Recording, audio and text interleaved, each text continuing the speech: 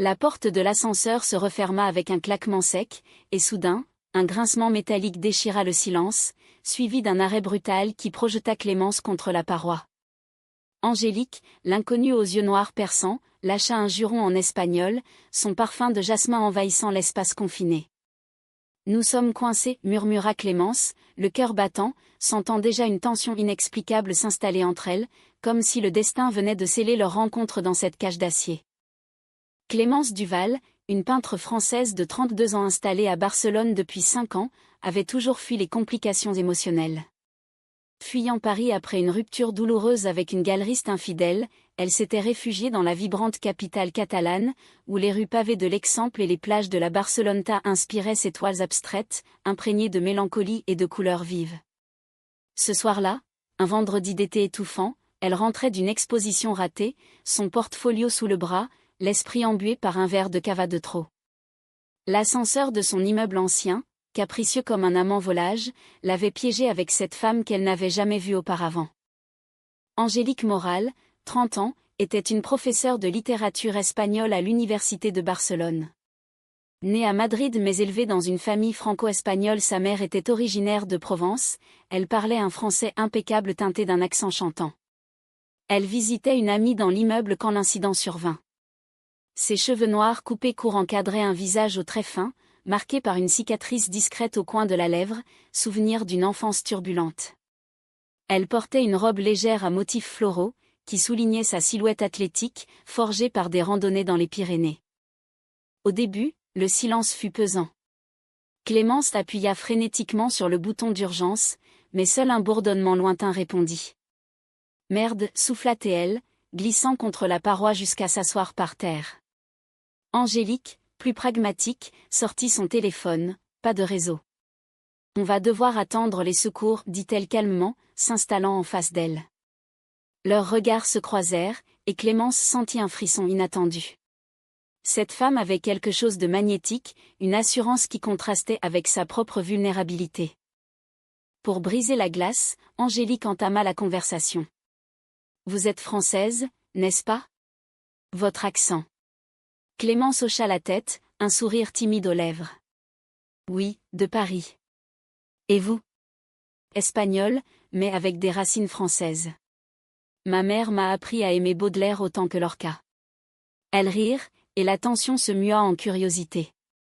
Clémence parla de ses peintures, de la façon dont les lumières de Gaudí l'inspiraient. Angélique confia son amour pour les mots, comment elle enseignait la passion à travers les vers. L'heure passa, et l'ascenseur devint un confessionnal improvisé. Soudain, les lumières clignotèrent, plongeant l'espace dans une semi-obscurité. Clémence paniqua légèrement, elle avait toujours eu peur du noir.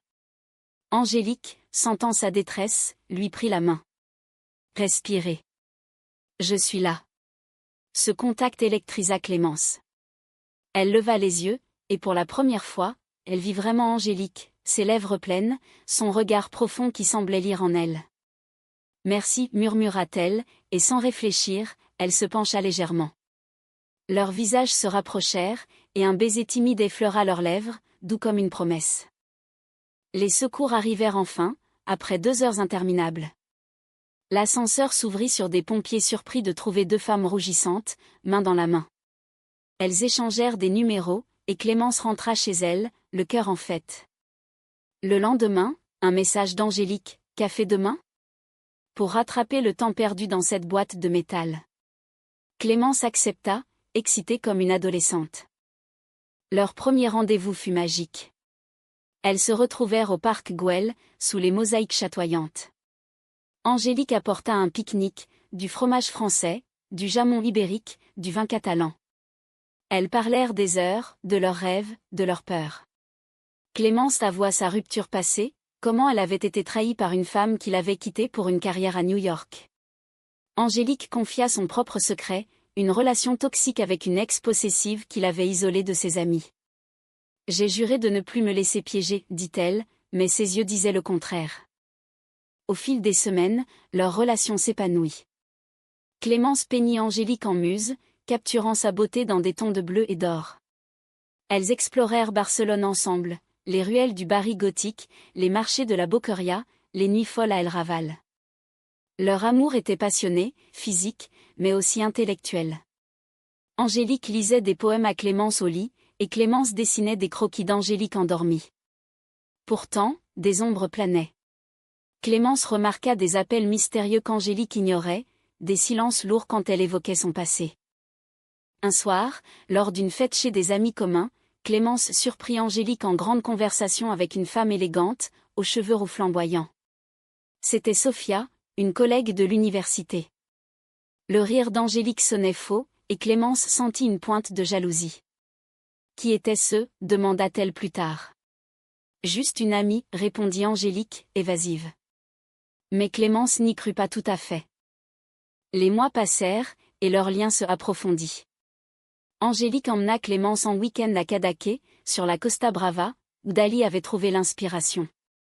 Elles marchèrent sur la plage au lever du soleil, main dans la main. « Je t'aime » murmura Angélique pour la première fois, et Clémence pleura de joie. Elles firent l'amour sous les étoiles, leurs corps entrelacés comme des vagues fusionnant avec le sable. Pourtant, le doute s'insinuait. Clémence trouva un message sur le téléphone d'Angélique, « Reviens-moi, on peut réessayer. » De Sophia. Le cœur brisé, elle confronta Angélique. « C'est du passé » jura celle-ci. « Je l'ai bloqué. » Clémence choisit de croire, mais une fêlure apparut. L'automne arriva, apportant avec lui des pluies torrentielles sur Barcelone. Clémence et Angélique vivaient désormais ensemble dans l'appartement de Clémence, un loft lumineux surplombant la Sagrada Familia. Leur journée était rythmée par le travail, Clémence préparait une exposition majeure, Angélique corrigeait des thèses. Mais les nuits étaient à elle, remplies de caresses et de confidences. Un jour, Angélique reçut une offre d'emploi à Madrid, un poste de professeur titulaire, son rêve. « C'est une opportunité en or » dit-elle à Clémence, excitée. Mais Clémence paniqua. « Et nous ? Tu vas partir ?» Angélique la rassura, « On trouvera une solution. Peut-être que tu viens avec moi. » Clémence, attachée à Barcelone, hésita. Le conflit naquit là, subtil mais persistant. Pendant ce temps, Sophia réapparut. Elle envoya des fleurs à Angélique au bureau, avec une carte, « Pense à nous ». Angélique le cacha, mais Clémence le découvrit par hasard. La confrontation fut violente. « Tu me mens » cria Clémence, les larmes aux yeux. Angélique nia, mais ses yeux trahissaient la vérité. « C'était avant toi. Je l'ai aimé, mais c'est fini. » Clémence, blessée, s'enferma dans son atelier, peignant des toiles sombres, tourmentée. La tension culmina lors d'une soirée orageuse. Angélique rentra tard, trempée. « Où étais-tu » demanda Clémence, suspicieuse. « Avec Sophia » avoua Angélique. Elle voulait parler. Clémence explosa, « Parler ? Ou plus ?» Angélique, épuisée, lâcha, « Peut-être que je ne sais plus ce que je veux. » Ces mots poignardèrent Clémence. Elles se disputèrent toute la nuit, des mots durs fusant comme des éclairs. Le lendemain, Angélique partit pour Madrid, prétextant une conférence. Clémence, seule, fouilla ses affaires et trouva des lettres. Sophia et Angélique avaient été amantes pendant des années, une relation passionnée mais destructrice. Angélique avait quitté Sophia pour Clémence, mais les sentiments persistaient. La trahison était palpable. Clémence décida de confronter Sophia. Elle se rendit à l'université, où elle trouva la rousse élégante dans son bureau. « Laissez-la tranquille » dit Clémence, tremblante. Sophia sourit tristement, « C'est elle qui me contacte. » Elle n'a jamais vraiment rompu. Le monde de Clémence s'effondra. Elle rentra, brisée, et prépara ses valises. Angélique revint 2 jours plus tard, pour trouver l'appartement vide. Une note, « Je sais tout. Adieu. » Angélique s'effondra, réalisant son erreur. Elle appela Clémence sans relâche, mais celle-ci avait bloqué son numéro. Angélique erra dans les rues de Barcelone, hantée par les souvenirs, leur premier baiser dans l'ascenseur, les rires au parc Güell, les nuits d'amour. Clémence, quant à elle, se réfugia chez une amie à Sitges, une petite ville côtière. Elle peignit furieusement, transformant sa douleur en article. Ses toiles devinrent plus intenses, capturant l'essence de la trahison, des figures entrelacées, déchirée par des ombres. Elle repensait à Angélique, à leur amour si pur au début, sali par le mensonge. Des semaines passèrent. Angélique refusa le poste à Madrid, choisissant de rester à Barcelone pour reconquérir Clémence. Elle envoya des lettres, des poèmes, implorant le pardon. Je t'ai trahi parce que j'avais peur de l'engagement. Sofia était un refuge, pas un amour vrai. Toi, tu es mon tout. Clémence lut ces mots, le cœur serré. Elle se rappelait les bons moments, les promenades main dans la main, les discussions philosophiques sur la vie, l'amour. Était-ce suffisant pour pardonner? Le doute la rongeait. Un soir, lors de l'ouverture de son exposition, Clémence vit Angélique au fond de la galerie. Elle était amaigrie, les yeux cernés. Elles se parlèrent enfin. Pourquoi? Demanda Clémence. Angélique pleura, j'ai été lâche. J'ai laissé le passé m'empoisonner. Clémence, touchée, l'embrassa. Mais ce n'était pas un pardon total, c'était un début. Elles décidèrent de se donner du temps. Angélique quitta son travail pour un poste moins prestigieux, se concentrant sur leur relation. Clémence accepta de la voir, lentement. Leur amour renaissait, plus mature, forgé dans le feu de la trahison. Pourtant, un nouveau conflit surgit. La mère d'Angélique, une Française traditionnaliste, apprit pour leur relation. Elle désapprouva, invoquant des valeurs catholiques espagnoles. Ce n'est pas naturel, dit-elle lors d'une visite. Angélique défendit Clémence, mais la pression familiale pesa. Clémence, de son côté, luttait avec ses propres démons. Sa rupture passée ressurgissait, la rendant méfiante. Elles allèrent en thérapie de couple, explorant leurs peurs. C'était douloureux, mais nécessaire. L'hiver apporta le froid, mais aussi la chaleur de leur réconciliation. Elles passèrent Noël à Paris, chez la sœur de Clémence, qui les soutint. Là, sous la tour Eiffel illuminée, Angélique demanda Clémence en mariage. Pas tout de suite, mais un jour. Quand on sera prête. Clémence accepta, les larmes aux yeux. Mais le destin frappa. Angélique apprit qu'elle avait un cancer du sein, détecté tôt mais effrayant. La nouvelle les unit plus que jamais. Clémence accompagna Angélique à chaque rendez-vous, tenant sa main pendant les chimios. Je ne te quitterai pas, jura-t-elle. Le printemps revint, apportant l'espoir. Angélique entra en rémission après des mois de traitement. Clémence avait mis sa carrière en pause pour la soutenir, vendant quelques toiles pour payer les factures. Leur amour, testé par le feu, était plus fort. Elles parlèrent d'avenir, adopter un enfant, voyager en France et en Espagne. Pourtant, des cicatrices restaient. La trahison avec Sofia hantait Clémence lors des nuits d'insomnie. Comment être sûre que ça ne recommencera pas, demanda-t-elle un soir. Angélique, patiente, répondit, parce que j'ai appris. Toi seul compte. Elles firent l'amour avec une tendresse nouvelle, leur corps se redécouvrant. Un jour, Sofia contacta Angélique une dernière fois, je pars pour l'Amérique. Adieu. Angélique montra le message à Clémence, prouvant sa transparence. Ce geste scella leur confiance. Elles décidèrent de se marier civilement à Barcelone, dans une petite cérémonie intime. Amis et famille, même la mère d'Angélique, qui avait adouci sa position après la maladie, assistèrent. Clémence portait une robe blanche simple, Angélique un tailleur pantalon élégant. Elles échangèrent des vœux en français et espagnol, dans la joie et la peine, je t'aimerai. Leur lune de miel fut à Provence, chez la grand-mère d'Angélique. Elles cueillirent des lavandes, firent des pique-niques, et rêvèrent d'une vie paisible. Mais la réalité rattrapa, Clémence reçut une offre pour exposer à New York. Vas-y, encouragea Angélique. Je te suivrai. Clémence partit seule, pour 2 mois. À New York, elle rencontra des artistes, dont une séduisante sculptrice nommée Elena. Elles flirtèrent innocemment, mais Clémence résista, fidèle. Ce test renforça son amour pour Angélique. De retour, elle trouva Angélique changée, plus sereine, épanouie. Elles adoptèrent un chat, symbole de leur foyer. Clémence peignit une série sur leur histoire, de l'ascenseur à la plage, capturant les émotions.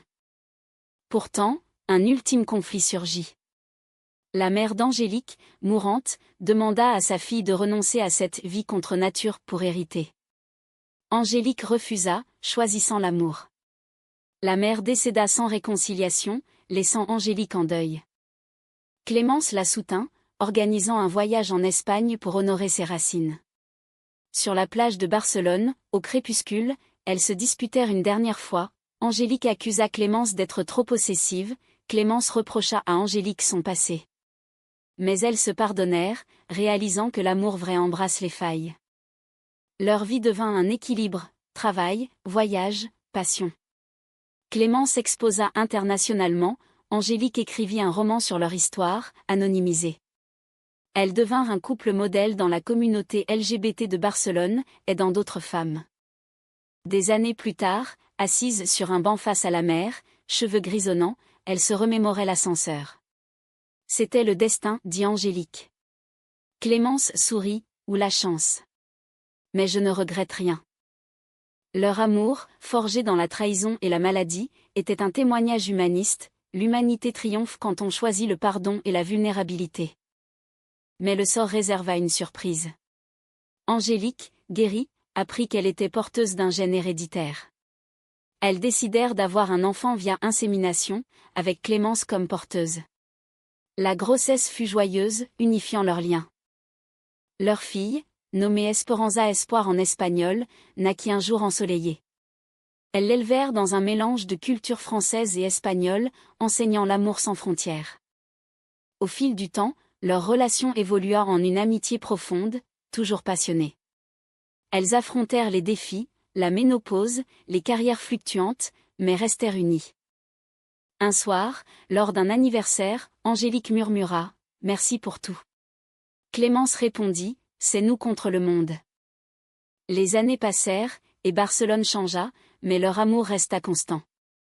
Esperanza grandit en une jeune femme brillante, étudiante en art comme sa mère Clémence. Angélique, retraitée, écrivait des mémoires, capturant leur saga. Un jour, un diagnostic frappa, Clémence avait Alzheimer précoce. La nouvelle dévasta Angélique.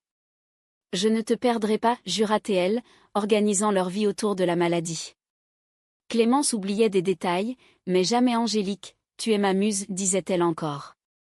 Angélique lisait leurs vieux journaux, rappelant les souvenirs. Elles revinrent à l'ascenseur de leur immeuble, maintenant modernisé. « C'est ici que tout a commencé », murmura Angélique. Clémence sourit vaguement, mais son regard brillait d'amour. Esperanza aida, créant des albums photos. La famille se resserra, humanisant la tragédie. Clémence déclina lentement. Angélique la veilla, chantant des berceuses françaises.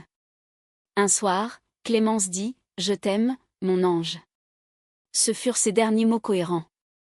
Angélique, brisée, trouva du réconfort dans l'écriture. Son livre, Ascenseur pour l'éternité, devint un best-seller, touchant des cœurs LGBT mondiaux. Il célébrait l'amour résili, malgré la trahison et la perte. À la fin, Angélique s'assit sur la plage, seule, contemplant l'horizon. « Tu es avec moi », murmura-t-elle au vent. Esperanza la rejoignit, « Maman serait fière ». L'histoire se termina sur une note humaniste, l'amour transcende la douleur, laissant un legs d'espoir. Clémence et Angélique, unies par-delà la mort, inspiraient les générations. Dans les rues de Barcelone, des couples se rencontraient, rappelant que chaque ascenseur pouvait cacher un destin. Leurs récits, kitschés de romances françaises et de passion espagnole, prouvaient que l'humanité l'emporte toujours.